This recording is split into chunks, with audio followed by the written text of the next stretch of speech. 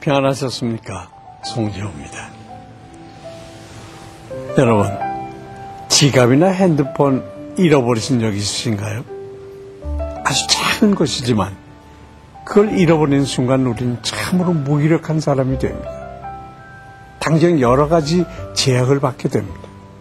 어딜 갈 수도 없고 물건을 살 수도 없고 누군가에게 도움을 요청할 수도 없죠. 하지만 사실 그것들은 조금만 수고하면 금방 다 회복할 수 있는 것들입니다.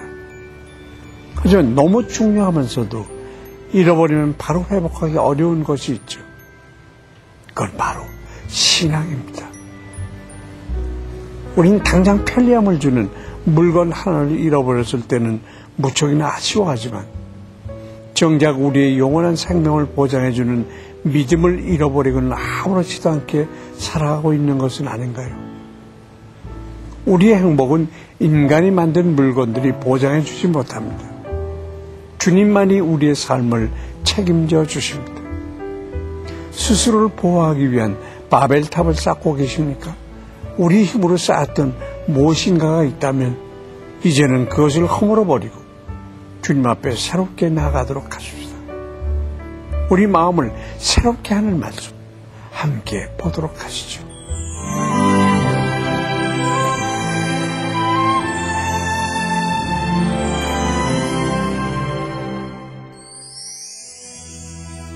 오늘 보실 말씀은 사사기 5장 19절부터 31절까지입니다. 왕들이 와서 싸울 때 가나안 왕들이 무기도 물가 다안악에서 싸웠으나 은을 탈취하지 못하였도다. 별들이 하늘에서부터 싸우되 그들이 다니는 길에서 시스라와 싸웠도다. 기송강은 그 무리를 표류시켰으니 이 기송강은 옛강이라. 내 영혼아 내가 힘 있는 자를 밟았도다. 그때 군마가 빨리 달리니 말굽소리가 땅을 울리도다. 여호와의 사자의 말씀에 메로스를 저주하라. 너희가 거듭거듭 그 주민들을 저주할 것은 그들이 와서 여호와를 돕지 아니하며 여호와를 도와 용사를 치지 아니함이니라 하시도다. 겐 사람 헤벨의 아내 야엘은 다른 여인들보다 복을 받을 것이니 장막에 있는 여인들보다 더욱 복을 받을 것이로다. 시스라가 물을 구하매 우유를 주되 곧 엉긴 우유를 귀한 그릇에 담아 주었고 손으로 장막 말뚝을 잡으며 오른손에 일꾼들의 방망이를 들고 시스라를 쳐서 그의 머리를 뚫되 곧 그의 관자놀이를 꿰뚫었도다. 그가 그의 발 앞에 구부러지며 엎드러지고 쓰러졌고 그의 발 앞에 구부러져 엎드러져서 그 구부러진 곳에 엎드러져 죽었도다. 시스라의 어머니가 창문을 통하여 바라보며 창살을 통하여 부르짖기를 그의 병거가 어찌하여 더디오는가 그의 병거들의 걸음이 어찌하여 늦어지는가 하매 그의 지혜로운 시녀들이 대답하였겠고 그도 스스로 대답하기를 그들이 어찌 노량물을 얻지 못하였으랴 그것을 나누지 못하였으랴 사람마다 한두 처녀를 얻었으리로다. 시스라는 채색 옷을 노략하였으리니 그것은 수놓은 채색 옷이리로다. 곧 양쪽에 수놓은 채색 옷이리니 노략한 자의 목에 꾸미리로다 하였으리라. 여호와여 주의 원수들은 다 이와 같이 망하게 하시고 주를 사랑하는 자들은 해가 힘있게 돋음같게 하시옵소서 하니라. 그 땅이 40년 동안 평온하였더라. 엄청난 군사를 이끌고 무기또 물가에 진쳤던 가나안 연합군은 당연히 승리할 것으로 생각했으나 결국 패배하고 말았습니다. 왜냐하면 하나님께서 직접 그들을 치셨기 때문입니다. 하늘로부터 벼락같이 떨어지고 옛강, 즉 기손강은 순식간에 그들을 집어삼켰습니다. 이에 우왕좌왕하던 적들은 바락 군사들에 의해서 진멸을 당하게 됐습니다. 뿐만 아니라 적의 대장 시스라는 장막을 지키던 한 연약한 여인에게 비참히 죽임을 당했습니다. 여기서 우리는 승리의 원동력이 하나님 편에 서는 것임을 깨닫게 됩니다. 하나님은 때로 초자연적인 도움으로, 때로 지혜와 용기를 주심으로 약한 자라도 능히 악한 자를 이길 수 있게 하십니다. 우리도 하나님 편에 서서 악한 세력을 능히 이기는 능력 있는 성도가 되어야 하겠습니다. 한편 드보라는 기손강 가장 가까이에 있는 성읍이면서도 여호와의 편에 서지 않았던 메로스에 대해서 철저히 저주를 선포하고 있습니다. 이것은 이스라엘을 적극적으로 도운 공로로 하나님의 축복을 받은 야엘과는 너무나 대수적인 것입니다. 자기에게 주어진 영적 전쟁에 참전할 수 있는 기회는 축복과 저주의 갈림길이 됩니다. 선지자 예레미야는 여호와의 일을 태만히 하는 자는 저주를 받을 것이요 자기 칼을 금하여 피를 흘리지 아니하는 자도 저주를 당할 것이로다 라고 말합니다. 왜냐하면 하나님 사역을 대하는 성도의 자세는 하나님을 얼마나 사랑하는지 가늠하는 척도가 되기 때문입니다. 주를 사랑하지 않는 자는 저주를 받습니다. 하지만 주를 사랑하는 자는 해가 힘차게 도둠같게 될 것입니다.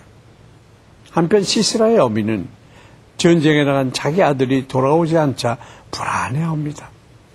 그러면서 그 불안한 마음을 없애고자 아들이 가져올 전리품을 상상하고 있습니다. 이것은 영혼에 임한 두려움을 물질적인 것들로 없애려는 현대인들의 모습과 너무나 닮아 있습니다. 물질은 일시적으로 우리의 불안을 잠재우지만 그럴수록 불안의 크기는 더욱 커질 뿐입니다.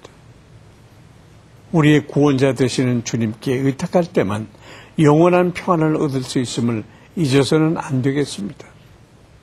주님께서는 두려워하지 말고 영적 전투에 뛰어들라고 말씀하십니다. 지금 메로스의 길과 야엘의 길 중 어느 길을 선택하십니까?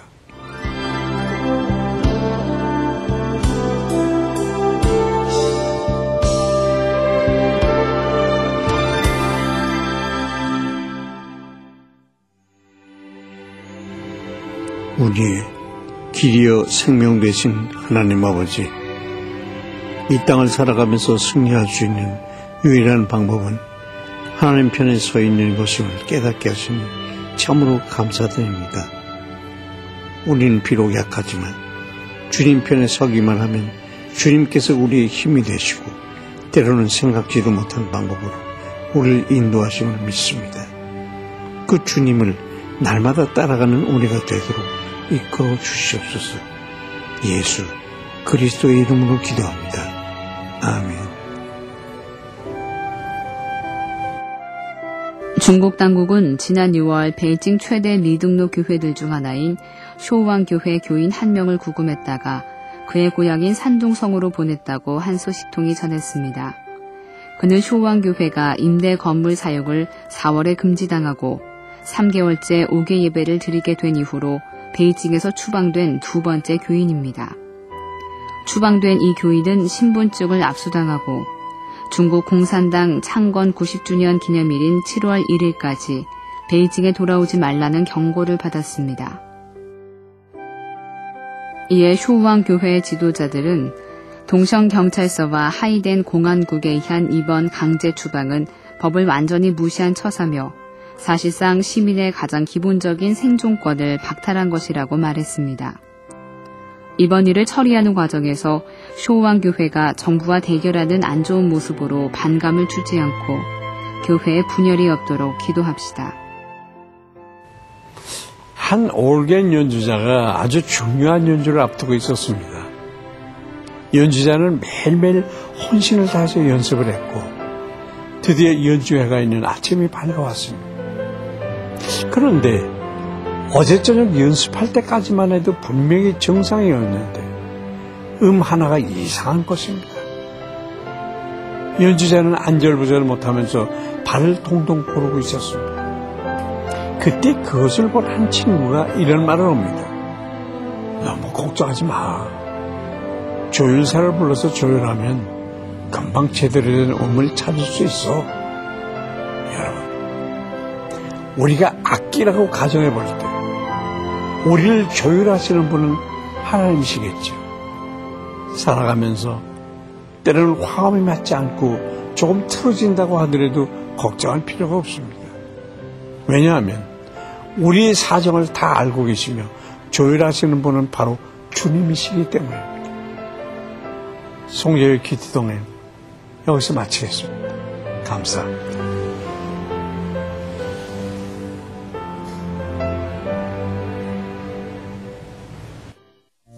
이 프로그램에는 GTM에서 큐티 교재 GT를, 책으로 만나는 성지 순례 답사기 바이블 루트를, 수아영에서 기초 화장품을 협찬해 주셨습니다.